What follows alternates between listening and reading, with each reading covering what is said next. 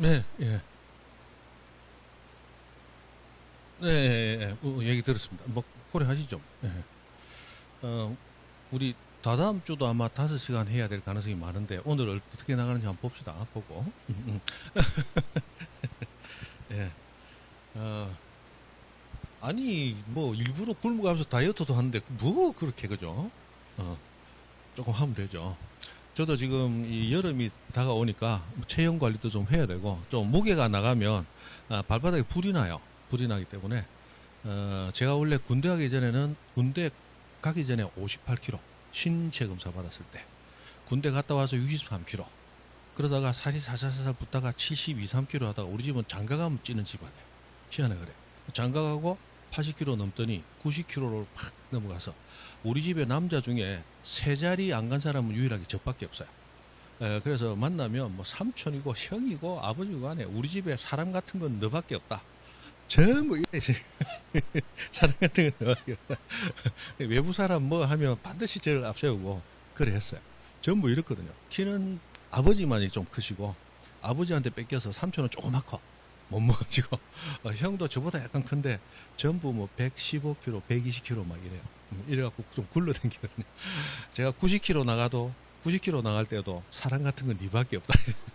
지금 살 많이 빼가지고 한 80, 한 3, 4kg까지 뺐는데 75kg까지 뺄 생각입니다. 빼질지는 모르겠어요. 그래서 요즘은 아침을 안 먹고 도마도 주스 만들어 먹거든요. 음, 음. 좀 들어갔어요. 좀 들어갔어요. 그리고 슬로우 조깅 좀 합니다. 일주일에 한 5번. 일이 많은 주는 한 3번. 네, 우리 공시법하고 세법은 격주로 돌아가죠. 그래서 격주가 풀로 차는 요번 주가 풀로 찹니다. 그래서 요번 같은 경우는 오늘 같이 일찍 맞추고 하면 어쨌든 한번 슬로우 조깅으로 30분 정도는 좀 떼어주고 나중에 유튜브 검색을 한번 해보세요. 무릎이 조금 안 좋은 분들도 슬로우 조깅은 할 수 있어요. 그리고 무릎이 근력이 받쳐주면서 좀 좋아지는 효과도 있으니까. 다만 족저근막염 있는 분들은 좀 조심하셔야 돼요. 왜냐하면 뒤꿈치로 뛰는 게 아니고 앞꿈치로 살살살살 천천히 뛰는 거거든요. 앞꿈치로. 슬로우 조깅 검색 한번 해보시고 뭐 젊은 사람도 좋아요. 우리 애한테 젊은 애한테도 이제 제대하고 2년밖에 안 된 큰 놈한테도 슬로우 조깅 좀 해봐라 라고 제가 가르쳐주고 있으니까 좋습니다. 운동은 언제든지 하면 좋죠. 자 이제 다른 서면들을 잠깐 봅니다. 자 여기 부동산이 하나 있습니다. 갑의 것이에요. 을에게 매매해서 소유권을 넘기려고 합니다. 그러면 갑은 등기 의무자고 을은 등기 권리자죠. 이때 자 등기 신청서부터 해서 등기 원인 증명서면에서 계약서도 내야 되고 그 다음에 이 부동산에 대해서 거래 계약이 유효하기 위해서는 제3자의 허가나 동의나 승낙이 필요할 때는 허가 동의 승낙 증명서면에서 예를 들어 부동산 밑에 깔린 토지가 토지거래 허가구역 내 토지다. 토지거래 허가받았음을 증명하라. 농지 같으면 농지 취득 자격이 있음을 증명하라. 모든 걸 증명하라고 요구해요. 그 다음에 소유권 이전 넣기 할 때는 소유권 이전의 대상이 되는 부동산이 바로 그 부동산. 여기 같으면 단층주택에 면적이 115제곱미터면 단층주택의 115제곱미터라는 걸 증명해라. 해서 대장 등본 같은 걸 또 첨부해야 되고 사람이 사망하면 사망했음을 증명하는 사망 증명서 같은 거 첨부해야 되고 사망하면 아무나 권리 가져요. 남아있는 가족이 가져요. 남아있는 가족이 가지니까 가족이 맞다는 가족관계 증명서 가져오고 자꾸 증명해요. 채권자가 채무자의 권리를 대신 행사할 때는 채권자 맞다는 거 증명해야 되겠죠. 그래서 대위 원인 있음을 증명하는 서면 즉 채권자임을 증명하는 서면을 제공해야 되고 경우에 따라 계속 서면은 늘어나게 됩니다. 그래서 그 많은 서면들을 다 못한다 이 말이에요. 겨우 한 문제 나오는데 그죠? 그래서 다 생략하고 등기필증 원했는데 아주 간단한 게이기 때문에 요것만 합니다. 자 등기 신청할 때 의무자가 내는 서면이 우리 등기필증 배웠죠? 등기필증은 누가 낸다? 의무자가 냅니다. 그런데 등기필증만 가지고는 조금 불안해요. 그래서 소유권 같이 중요한 권리 또는 여러 가지가 문제될 때 해서 한 8, 9가지를 묶어서 이 경우는 등기필증만 내는 게 아니고 인감증명도 내야 돼 하고 나오는 경우가 있습니다. 그래서 옛날에는 이 등기 신청에 필요한 서면 가운데 등기필증과 인감증명은 거의 매년 나오다시피 하던 때가 있었어요. 그것이 약 한 17, 8년 정도 됐습니다. 그 인감증명은 사실 인감증명 하나만 가지고도 1시간 수업을 해도 모자랄 정도로 인감증명은 좀 넓고 깊이 들어갑니다. 그런데 인감증명 듣고 나면 아하 끄덕끄덕 하는 게 아니고 하늘이 노래져 가지고 나와요. 들어도 웬간하면 틀리고 오는 데가 인감증명이에요. 그래서 인감증명 요즘 안 놓은 지가 거의 한 17, 18년 됐습니다. 고맙죠? 그건 안 하는 겁니다. 그런데 등기 권리자가 내는 서면도 있습니다. 자, 등기 의무자는 권리를 넘길 자죠? 권리를 넘길 자는 권리를 가지고 있는 자죠. 권리를 가지기 위해서는 등기부에 등기되어 있어야 되겠죠? 그래서 소유자로 등기되어 있는 자가 등기 의무자예요. 그럼 등기 의무자는 이미 등기되어 있으면서 그 사람의 이름, 그 사람의 주소, 그 사람의 주민등록번호가 등기가 되어 있어요. 이 세 가지를 합쳐서 우리 등기법에서는 등기 명의인의 표시라고 해서 이름, 주소, 주민등록번호를 세 가지 합쳐서 등기 명의인 표시, 즉 권리자의 정보다라고 해서 세 가지를 표시를 해줘요. 그래서 모든 권리자는 기본적으로 세 가지가 등기됩니다. 성명, 주소, 주민번호, 지상권자, 지역권자, 전세권자, 저당권자, 건저당권자, 임차권자, 가압류권자, 가처분권자. 권리자는 일단 몇 개? 세 개가 등기됩니다. 성명, 주소, 주민번호. 그런데 등기 권리자는 등기되어 있다, 앞으로 등기될 자다. 등기될 자야. 그러면 당신 주소 등기되고 주민번호도 등기돼야 되는데 주소와 주민번호가 이거 맞다는 거 증명하세요. 라고 해서 증명서면을 내도록 되어 있습니다. 됩니까? 그러면 등기필정과 인감증명은 누가 내는 거다? 의무자가 내는 거다. 딱 정해져 있어요. 그런데 의무자가 내는 게 아니고 권리자가 내는 서면도 두 개가 있더라. 뭐 있다? 주소 증명서면과 주민등록번호 증명서면은 누가 낸다? 등기되어야 될 자, 등기 권리자가 냅니다. 이미 의무자는 등기되어 있으니까 등기될 때 증명이 됐으니까 등기됐잖아. 의무자는 원래 낼 필요가 없는 거야. 그래서 주소 증명 정보도 새롭게 명의이 되는 누구의 것?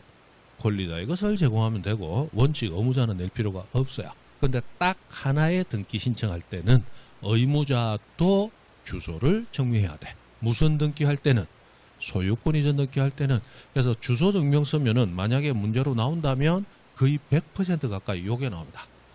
등기 권리자도 등기 의무자도 주소 증명 서면 내는 경우가 딱 하나 있다. 무슨 등기할 때만? 소유권 이전 등기할 때만. 그때는 권리자만 주소 증명하는 게 아니고 의무자도 증명해야 돼. 그래서 권리자와 의무자가 모두 주소 증명 서면 내는 것은 딱 등기 하나밖에 없다. 무슨 등기? 소유권 이전 등기. 이거 빼고 나면 언제나 누구만 낸다? 권리자만 낸다. 그리고 주소는 바뀔 수 있기 때문에 소유권 이전할 때 가장 중요한 권리 이전할 때는 의무자의 주소도 한번 확인을 해요. 그러나 주민등록번호는 한번 부여받으면 뭐 죽을 때까지 바뀌는 게 거의 없죠. 그래서 주민등록번호는 권리자만 내면 됩니다. 권리자만 내면 돼요. 됐다. 넘어간다. 자, 길 좀 복습하고 나왔습니다. 1번. 자, 같은 채권의 담보를 위하여 여러 개의 부동산에 대한 저당권 등기를 신청합니다. 이 우리 저번 주에 했죠. 자, 이때 그 여러 개 부동산의 소유자가 달라도 신청서 하나로 일괄해서 신청할 수 있다. 맞죠? 소유자가 달라도 하나의 신청서로 일괄해서 신청할 수 있다. 맞고. 2번. 자, 무슨 등기? 소유권 이전 등기 신청할 때는 주소 증명 정보도 제공해야 되는데 등기 의무자의 것만 제공한다. 등기 권리자의 것도 제공해야 된다. 등기 권리자 당연히 제공하고 등기 의무자도 제공해야 된다. 그죠? 제공해야 된다. 소유권 이전 등기.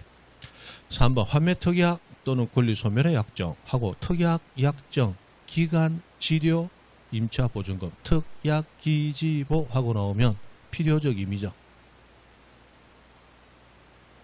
우리 저번 주에 필요적 해상, 임의적 해상 했잖아요. 필요적은 중요하지 않다. 임의적이 중요하다.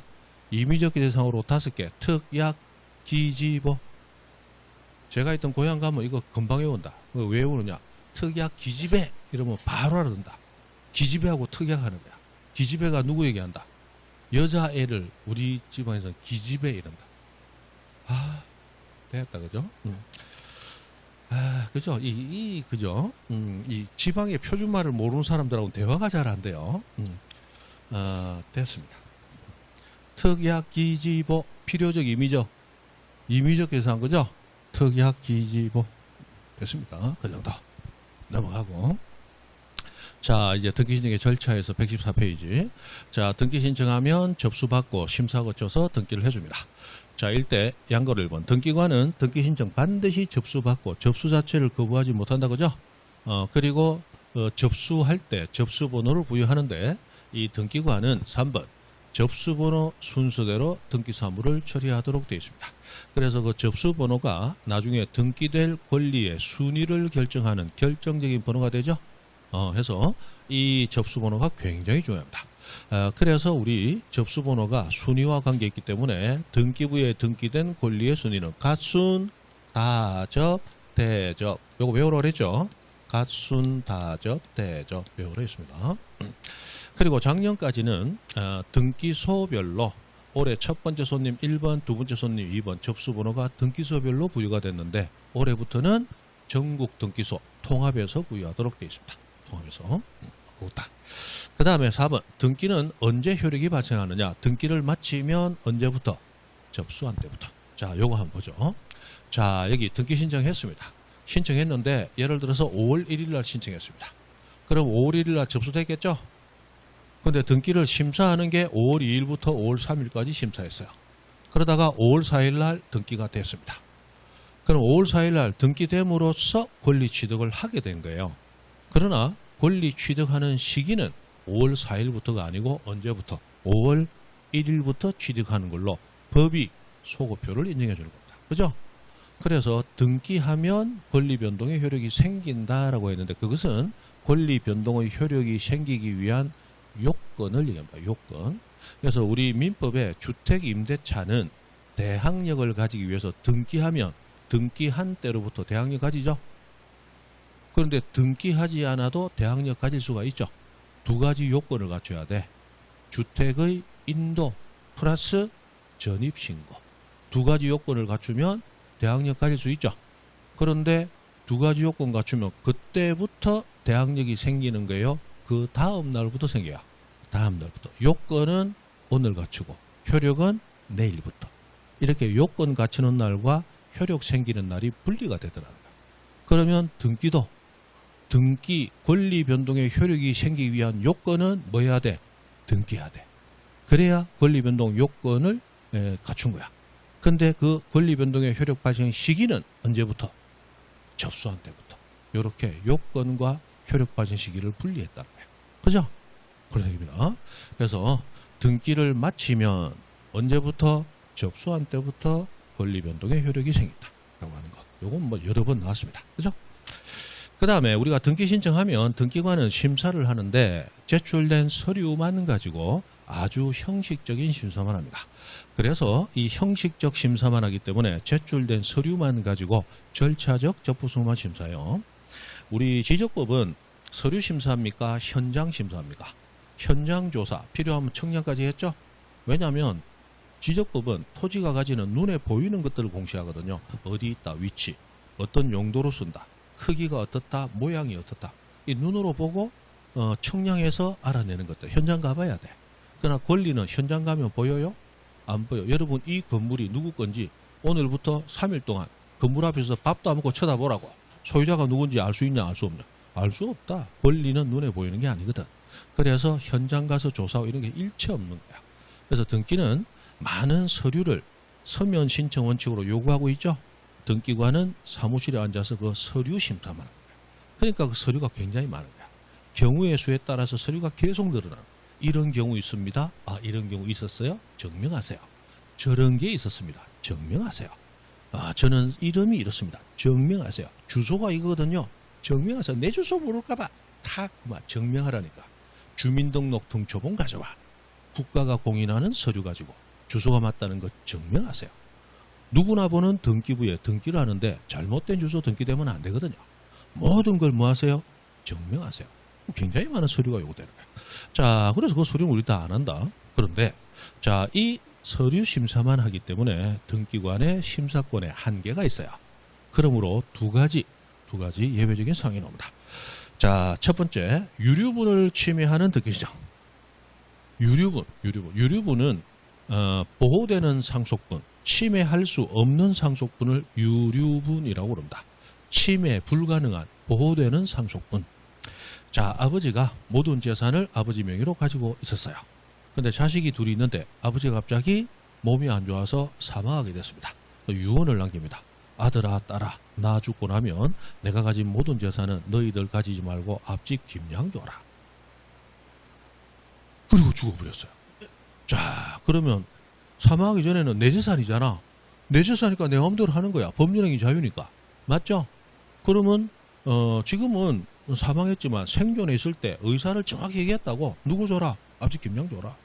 문제는 앞집 김양 주고 나니까 남아있는 아들과 딸이 초등학교 5학년 3학년이네. 그럼 걔들은 어디가 자고 뭐 가지고 먹고 학교 교육은 무슨 돈으로 할 거다 이 말이야. 생존 자체가 불가능한 거야. 생활이 아니고 생존이 불가능한 거야. 그래서 상속인의 생존을 위해서 아무리 내 재산이라 하더라도 전부를 남줄 수는 없다. 일부는 상속인에게 무조건 줘라 라고 해서 보호하는 상속분을 유류분이라고 불러요. 이 유류분은 기본적으로 법적으로 받을 법정 상속분의 2분의 1, 절반을 보호를 해줍니다. 그럼 아버지가 만약 10억의 재산을 남기고 돌아가셨어. 앞집 김양 다 줘라. 다 줘야 된다. 5억만 주고 5억은 상속인 준다. 절반인 5억은 상속인을 주는 거야. 물론 그 2분의 1 아니고 3분의 1인 경우도 있어요. 이 부모 자식 간에 또는 부모와 그 존속 그 부모 간에는 2분의 1인데 3순위 상속인이 형제자매가 있어요. 형제자매는 3분의 1만 보호받습니다. 그런 게 있는데 됐고. 자, 해서 이 유류분이라는 게 있어서 유류분을 침해하는 득기시정 법적으로 잘못됐죠. 그런데도 각하한다 못한다. 각하할 수 없죠. 요거는 가끔씩 나옵니다. 유증과 관련돼서 가끔 나오니까 외우셔야 돼. 유류분을 침해해도 등기관은 각하할 수 없습니다. 문제가 있지만 받아주지 않아야 된다. 받아줘야 된다. 받아줘야 됩니다. 왜 받아주느냐? 단순한 거예요. 등기관은 유류분 계산이 안 되기 때문에 그래요. 등기관은 제출된 서류만 가지고 서류 심사만 한다고 그랬죠? 그럼 우리 상속재산을 계산할 때는 부동산만 상속재산일까요? 감춰놓은 현금, 은행 예적금, 남에게 빌려준 돈 받을 채권, 그 다음에 투자해놓은 주식, 증권 같은 것 모든 게 상속재산 들어가겠죠. 그러나 등기관은 부동산 등기소에서 일을 하면서 부동산 자산만 파기 가능한 거야. 현금 자산, 채권 자산, 예적금 자산, 투자한 자산 파기 안 돼.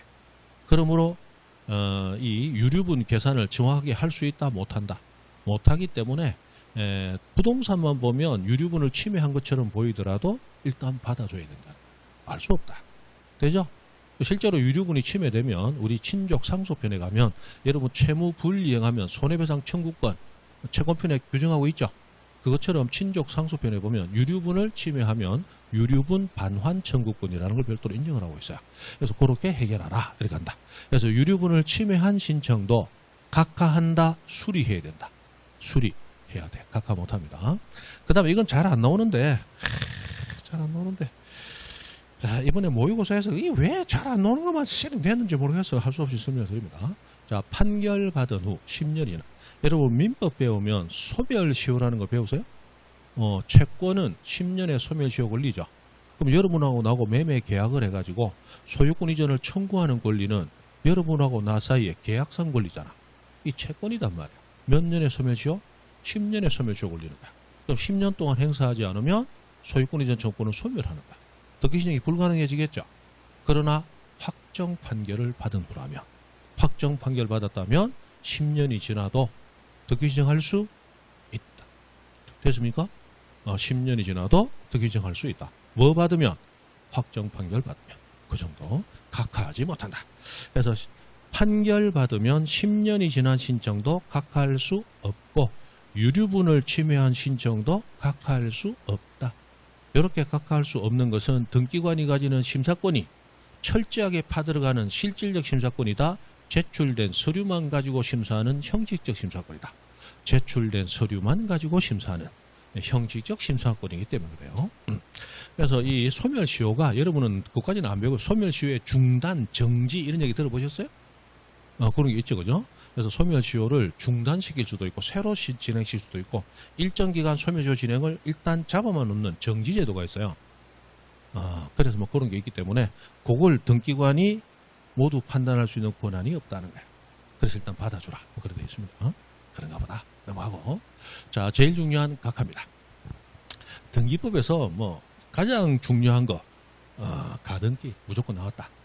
그 다음에 보존 등기 아주 양이 작은데 막 거의 나온다. 중요하죠. 근데 사실 그거보다 더 중요한 게 각하입니다. 이 각하는 무조건 나온다. 안 나온 적이 없어요. 각하는 한 문제로 나오는 경우도 있지만 한 문제로 안 나와도 등기법 12문제 중에 어디 가서 붙어서 나오든 나옵니다. 많이 나올 때는 뭐 서너 문제 관련돼서 나오죠. 각하 이거 뭐 엄청 중요하다.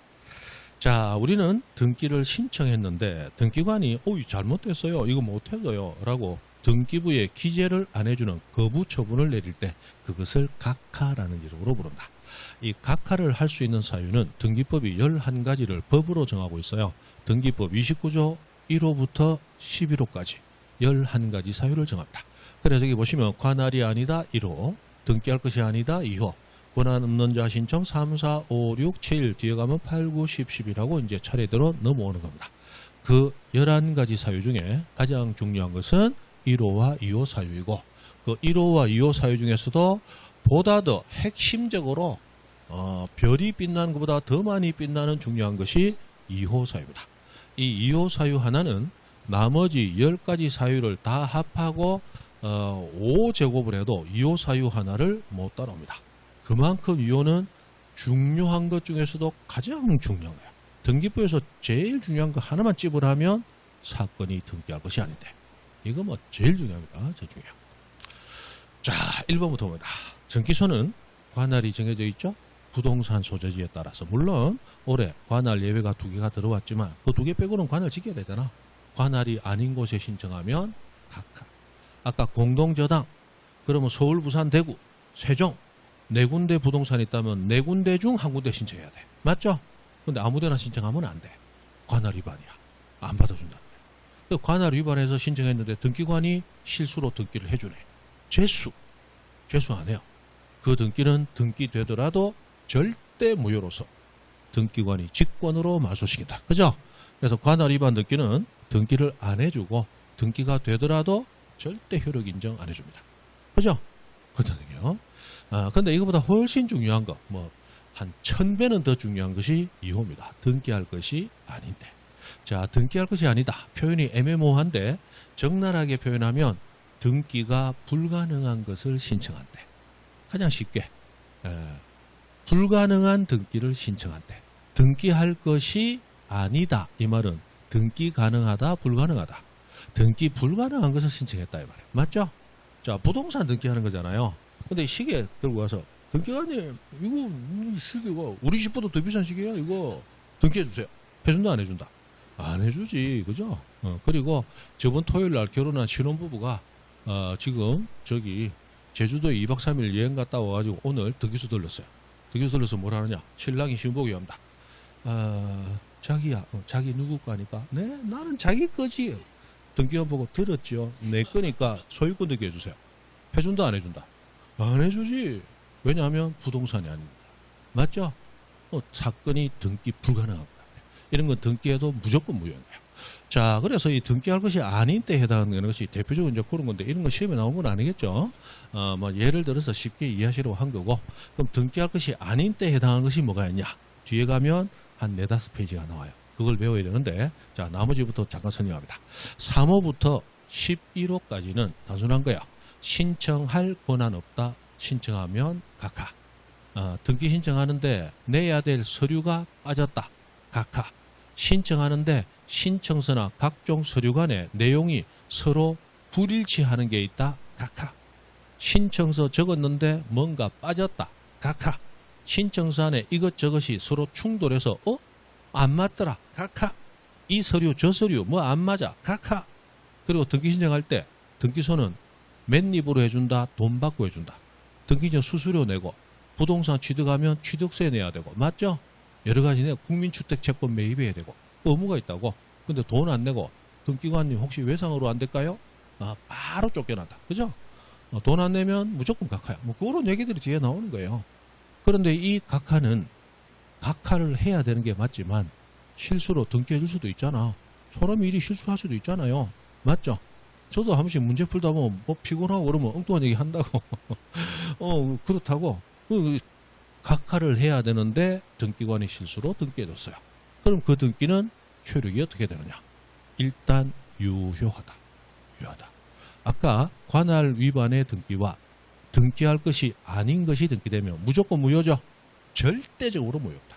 그러나 나머지를 위반하면 일단 유효하게 간다. 일단 유효. 문의이 되시죠? 그렇다. 다만 그냥 유효한 건 아니고 등기가 실체관계와 부합해야 돼요. 예를 들면 이런 겁니다. 여러분 민법에서 중간 생략 등기 배우시잖아. 중간자를 생략하고 앞 사람으로부터 마지막 사람으로 픽 건너뛰어서 등기됐어요. 요거 법 위반이죠. 처벌받습니다. 그러나 그 등기 자체는 유효합니다. 뭐하다면 실체관계와 부합합니다. 분명히 법 위반이지만 유효하다. 그래서 그거는 효력 규정이다. 단속 규정이다. 중간 생략 등기 금지 규정은 단속 규정이다. 그죠? 효력은 건드리지 않아. 단속 처벌만 하는 거야. 하지마. 그죠? 하지마. 그런 거야. 그래서 이렇게 나오는데, 자, 여기서 요 두 가지가 나왔어. 그 중에 2번은 가끔 나오기도 하니까 알아둡니다. 위조 서류로 등기가 이루어졌어. 위조 서류로 등기가 이루어졌어. 등기는 유효, 무효? 유효. 위조 서류에 의한 등기도 뭐하다? 유효. 위조 서류가 왜 유효입니까? 위조는 나쁜 짓이잖아요. 위조는 나쁜 짓이지. 그래서 형법에 보면 공문서 위조 동행사죄, 사문서 위조 동행사죄 처벌하는 규정이 있어요. 그래서 위조했으면 처벌되는 거야. 그거는 형법에 의해서 처벌되는 것이고, 등기법에서는 위조된 서류가 들어왔다는 얘기는 위조된 서류는 원래 그 서류이다 아니다. 아니고 위조된 서류는 그 서류가 없으니까 만들어낸 거잖아. 가짜 서류잖아. 그럼 가짜 서류가 들어왔다는 얘기는 진짜 서류는 들어왔다 안 들어왔다? 안 들어온 거죠. 그러면 진짜 서류가 빠졌다. 서류가 빠졌다. 그걸 하는 거야. 그러면 뒤에 가보면 뭐가 있느냐. 여기 보니까 9호 첨부 정보를 제공하지 않았다. 첨부해야 될 서면이 다 나왔다. 빠졌다. 빠졌다. 그럼 위조 서류가 들어왔다는 얘기는 위조된 서류는 진정한 서류가 아니죠. 그럼 위조 서류가 들어왔다는 얘기는 진정한 서류는 빠졌다라는 얘기다. 그래서 단순히 첨부해야 될 서류가 빠졌다.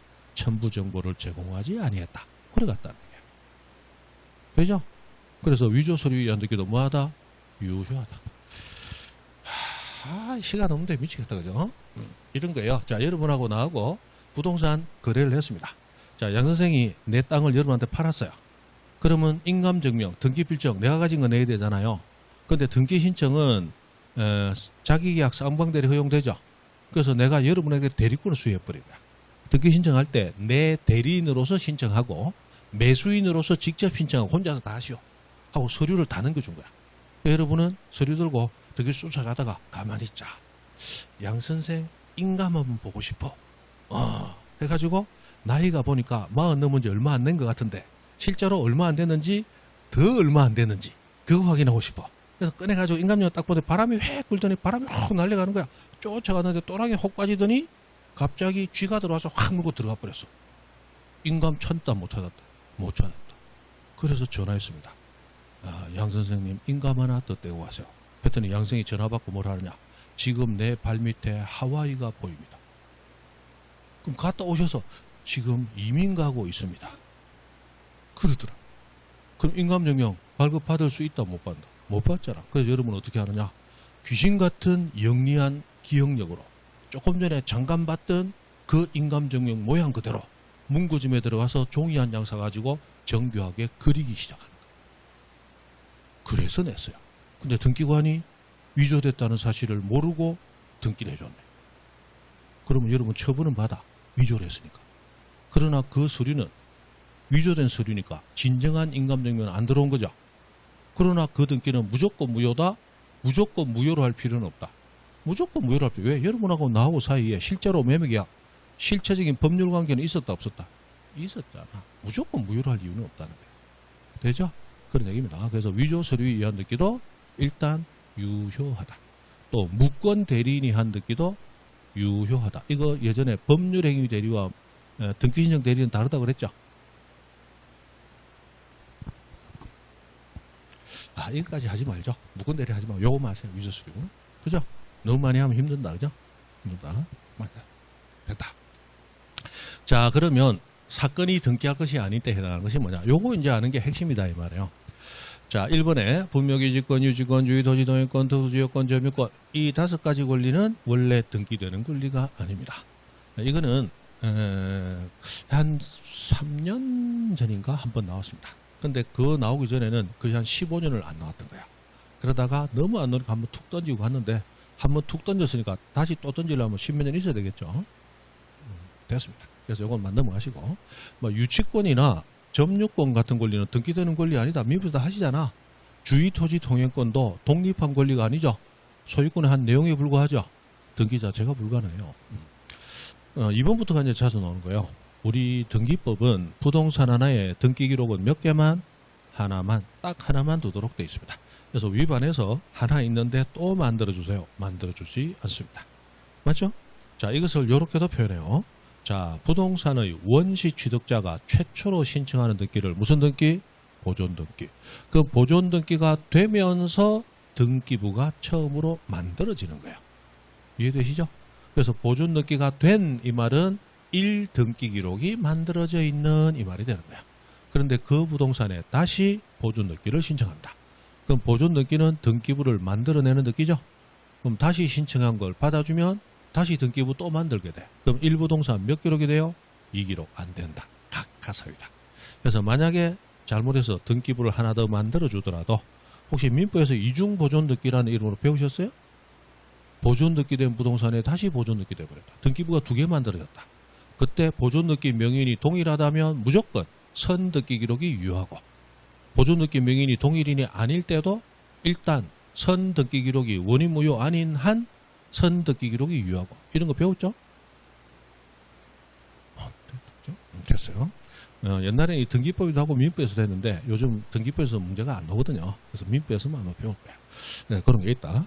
그래서 보존등기 신청, 보존등기 된 부동산에 다시 보존등기 신청하면 받아주지 않는다. 만약에 등기가 되더라도 뒤에 만들어진 등기 기록은 무효다. 효력 없다. 절대 무효. 지금 말소. 그죠?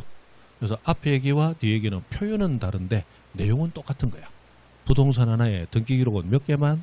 하나만 있어야 돼. 그 얘기를 하는 겁니다. 그 다음에 3번. 자, 법령에 근거가 없는 특약상. 여기서 이제 또 하나 여러분 외워 이렇게 나왔어요. 이렇게. 자, 등기법에서 각종의 특약이나 각종의 약정이라는 말이 나와. 특약이나 각종의 약정. 이 말이 나오면 세 가지가 기억나야 돼요. 임근부. 자, 특약 약정, 특약 기집애 해서 아까 이거 필요적 임의적. 임의적 기재사항은 무조건 적어야 된다. 있으면 적고 없으면 안 적는다. 있으면 적고 없으면 안 적는 거. 그게 임의적이죠. 필요적은 있다 없다 따지지 말고 무조건 적어. 이게 필요적. 임의적은 있으면 적는 거고 없으면 안 적는 거야. 이게 임의적. 맞죠? 특약적 있다 적어라. 없다 적지 마. 그 다음에 자, 특약이나 약정 뭐든지 등기된다. 법에 근거 있어야 등기된다. 근거 있어야 등기된다. 그래서 여러분 민법에 첩계약은 법이 허용한다. 첩계약은 해도 무효다. 무효잖아. 그런데 둘은 정말 불타는 사랑이야. 인류가 생긴 이래 이렇게 완벽한 사랑은 처음이야. 그런데 단점이 딱 하나야. 서로 가정이 있다는 거야. 그래서 네가 내 마누라 말고 제1첩으로 같이 살아줘. 이 첩계약은 민법이 허용한다 안 한다? 안 하죠. 아무리 뜨겁고 100% 합의된 사랑이고 합의된 계약이라 할지라도 첩약정은 등기될 수 없다. 왜? 법이 첩약정 허용한다 안 한다? 안 하니까. 법에 근거 있는 것만 등기되는 거야. 그래서 여러분 그 공유물 자유롭게 분할 청구할 수 있다. 그게 공유에서의 법 규정이죠. 공유물은 자유롭게 분할 청구할 수 있다. 단 5년 이내의 기간을 정하여 분할하지 아니하기로 약정할 수 있다. 기억납니까? 몇 년 이내? 5년 이내의 기간을 정하여 이렇게 되어 있단 말이에요. 그래서 뒤에 보시면 5년의 기간을 넘는 공유물 불분할 특약은 법이 허용한다 안 한다? 안 하잖아. 5년 이내만 허용하잖아. 그러니까 저 특약하면 무조건 무효고 등기가 불가능한 거야. 됩니까? 5년의 기간을 넘는 이래 놓으면 안 된다는 거야. 그게 법에 근거가 있어야 되기 때문에 그래요. 그 다음에 마지막. 자, 특약이나 약정은 무조건 등기할 때는 부기등기로 등기한다. 부기등기. 그래서 임근부. 사람 이름처럼 외우세요. 특약, 약정 나오면 임근부. 이 세 가지 기억나면 특약 약정 문제 나오면 거의 한 95%는 답을 찾은 거나 마찬가지예요. 그만큼 중요하다. 특약약정 거의 또 자주 나온다. 특약약정 나오면 세 가지 뭐 임근부 이거 기억나면 그 문제는 거의 풀린 거다. 핵심이니까 기억하시라. 등기법은 틀을 잡고 공부 못합니다. 틀을 잡고 공부하고 싶어도 사실은 안 돼요. 왜냐하면 뭐 서류마다 무엇이 예외도 많고 엄청 막 원칙 예외 막 들어가거든요. 그게 등기법의 그 이론만 해도 한 1500페이지 된다고 그랬죠. 여러분 민법 여러분 배우는 그 민법이 이런 식으로 얘기하면 한 800페이지 양밖에 안 돼요. 근데 민법은 40문제 나오잖아. 열심히 하고 넓게 깊이 하는 게 맞아. 근데 등기법은 겨우 12문제 4분의 1밖에 안 나오는데 민법보다 양이 거의 2배야. 이거 다 한다 못한다? 못한다. 다 해도 틀을 못 잡는다. 등기는 틀이 없다. 그냥 절차기 때문에 틀이 없어. 그 많은 걸 줄여서 하는데 그죠? 줄여서 할 수밖에 없는데 등기를 뭔가 일목요연하게 틀을 꽉 잡아서 하고 싶어요. 한 5년 공부하면서 1500페이지 외우면 돼요. 외우면 된다고. 근데 불가능하잖아. 맞죠? 그러니까 시험에 자주 나오는 것만 탁탁탁 집어서 그 부분만 내 거로 하는 거야. 그래서 틀을 잡고 뭔가 환하게 절대 그게 안 됩니다. 그냥 등기는 했다가 뭔가 아는 것도 같고 모르는 것도 같고 근데 시험 쳐보면 한 반 이상 한 7, 8개, 9개 맞고 그런데도 모르는 것 같아. 불안해. 그 상태로 가는 거야. 누구나 똑같은 거야. 등기는 그렇게 가는 거예요. 됐다. 그래서 이런 거 그냥 외우라면 자꾸 외운다. 그래 나오면 무슨 얘기인지 몰라. 근데 가다가 특약 걸렸어. 근데 보니까 특약이라고 나왔네. 임금부 기억하고 딱 보면 답이 보인다고. 그런 거 푸는 거야. 뭐 문장 하나 보고 문장을 해독해가면서 해독하면 안 돼. 해독도 안 된다고. 문장이 되죠. 등기부 문제는 어떻게 되나 이렇게 냅니다. 여러분 그 가등기 담보 등에 관한 법률 민사특별으로 배우죠. 그럼 가등기 담보 있으면 나중에 그거는 소유권 이전형 담보기 때문에 청산 과정을 거쳐야 돼. 맞죠?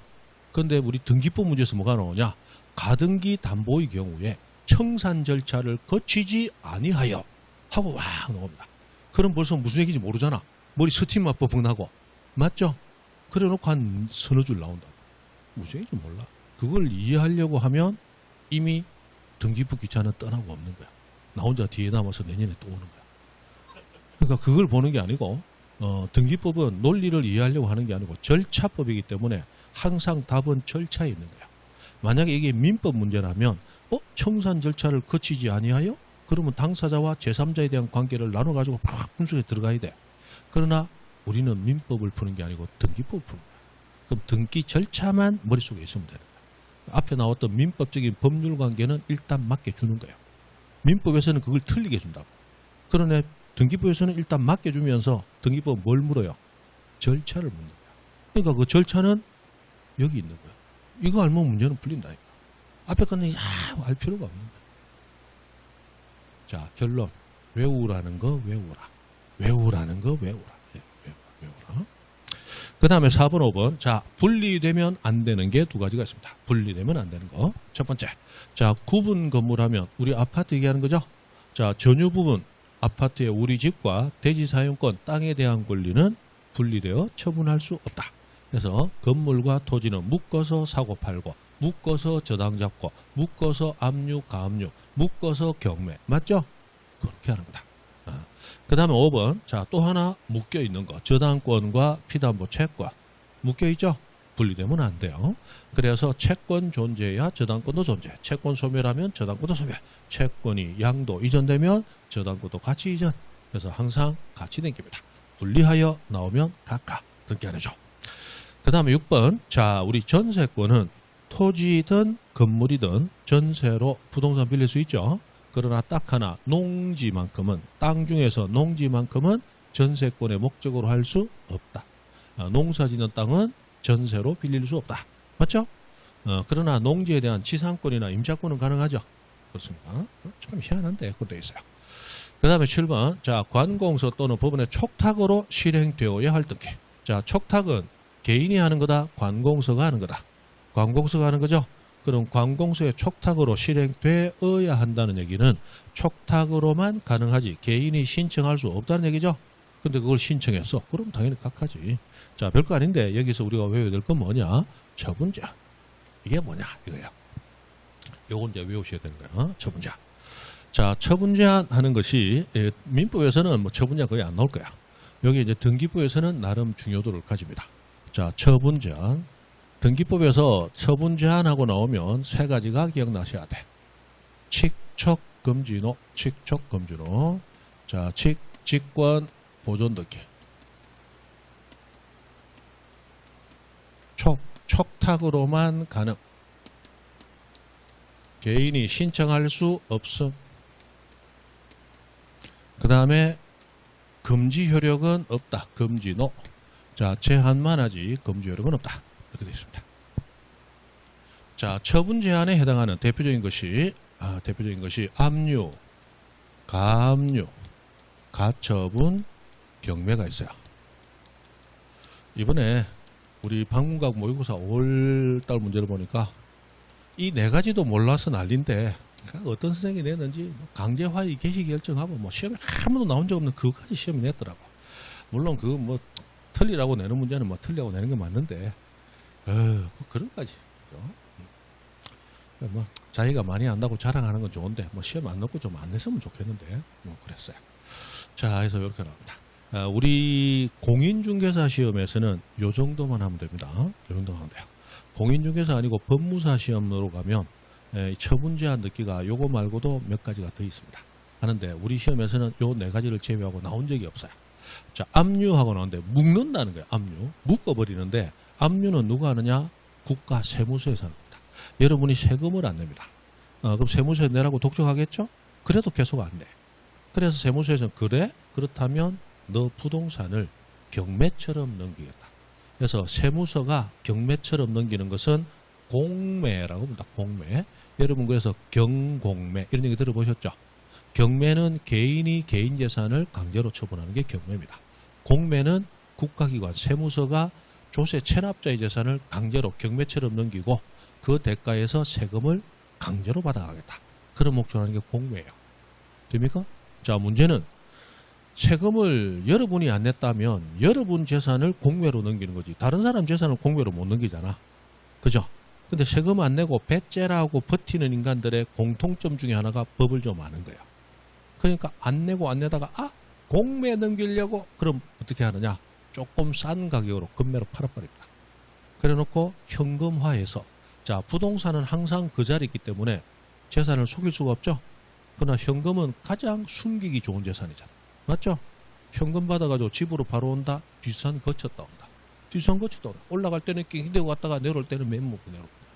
아무도 모른다. 정상에서 11번째 소나무 밑에다가 딱 묻어놓고 내려오는 거야. 그죠? 돈 어딨니? 오다가 도둑 맞았어. 강도 당했어. 좀 찾아주면 10분의 1 줄게. 찾아줘. 지가 숨겨놓고. 현금은 숨길 수 있잖아. 그러니까 현금화를 해버린다. 그러면 공매로 넘기기 전에 국가는 일단 뭐부터 하느냐? 못 넘기게 묶어놓는 일. 그게 뭐다? 압류라고. 압류. 그게 압류라는 거야. 그런데 세무서가 아니고 내가 여러분에게 돈을 빌려줬어. 1억.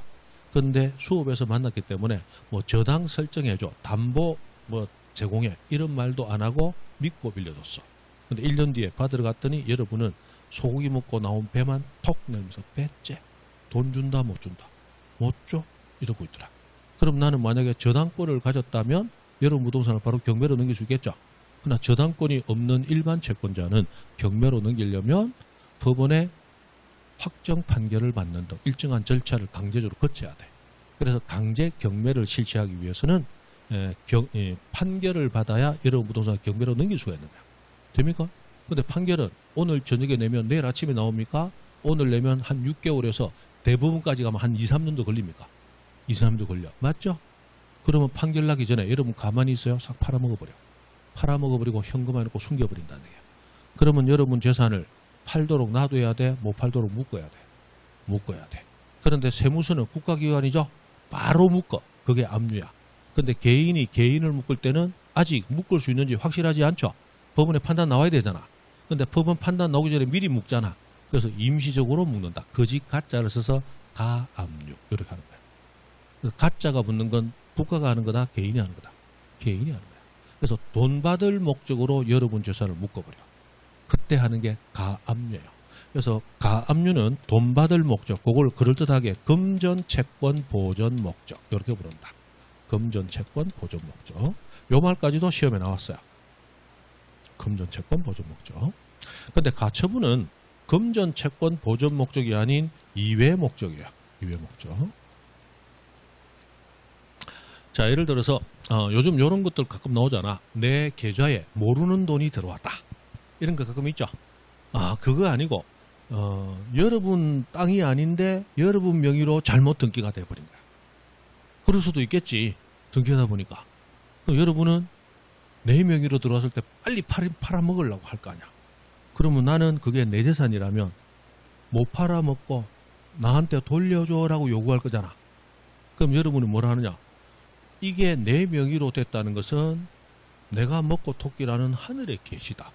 근데 왜 내가 니한테 돌려줘? 안 돌려줘. 나 팔아먹을래. 이러고 있더라. 그럼 나는 여러분에게 소송 제기해서 맞죠? 여러분들끼를 말소시킨 다음 내 앞으로 가져와야 될 거 아니야.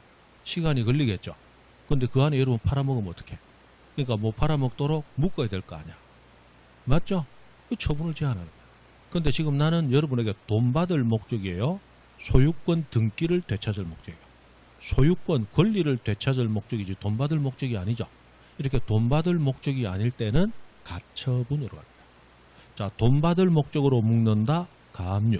돈 받을 목적이 아니면서 묶는다. 가처분. 됩니까?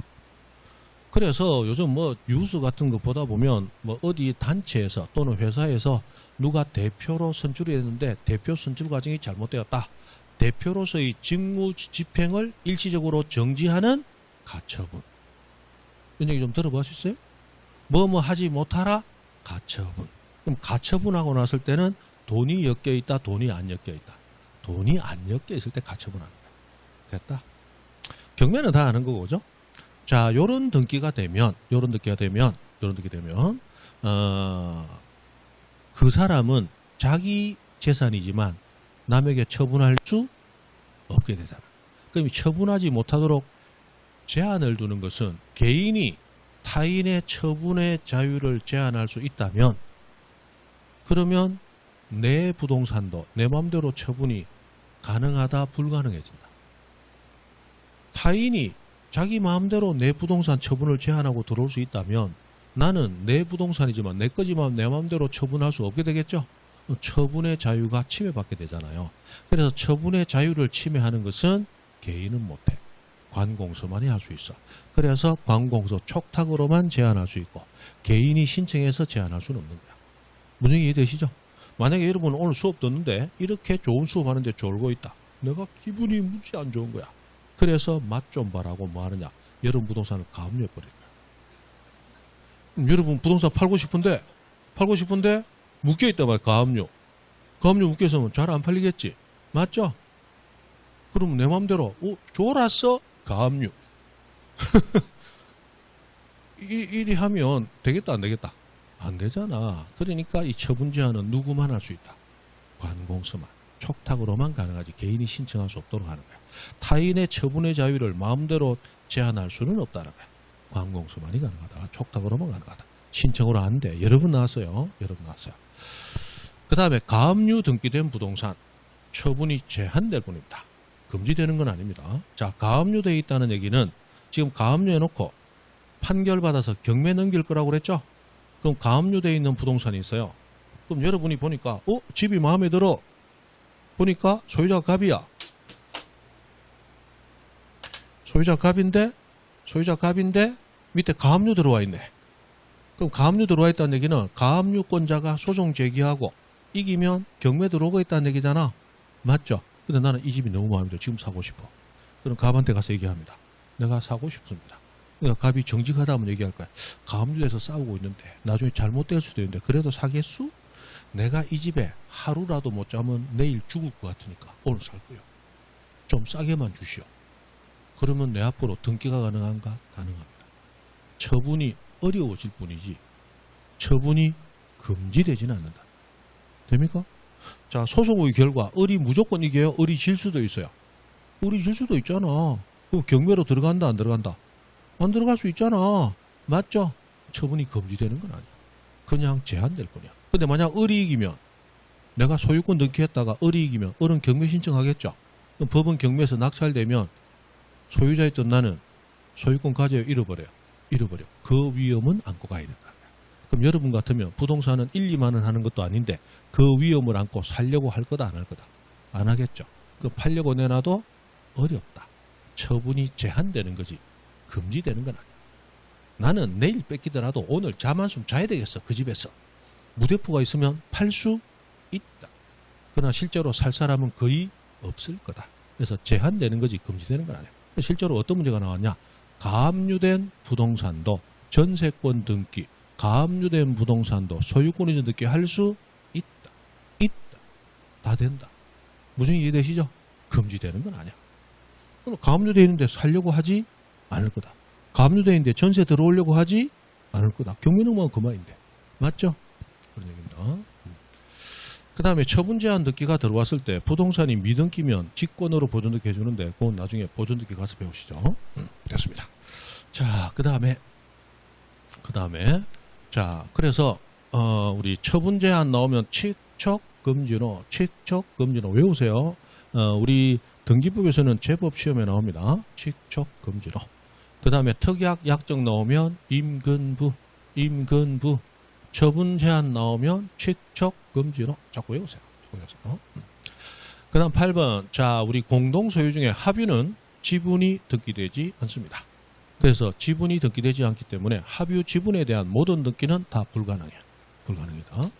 그 다음 아까 9번을 했죠. 5년의 기간 이내만 공유물 불분할 특약이 가능하고 5년의 기간을 넘으면 불가능하다 그랬습니다. 그죠?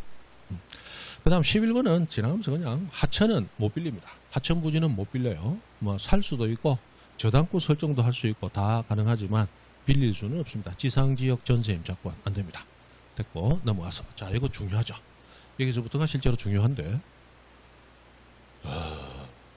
자, 외우라는 건 자꾸 외우세요. 그죠? 지금 생각한 것보다 진도가 지금 약 30분가량 늦습니다. 이래 가면 다음 주에 6시간 해야 된다. 그죠? 일단 그래도 10분 쉬다. 그죠? 쉴 건 쉬어야지. 10분 쉽니다.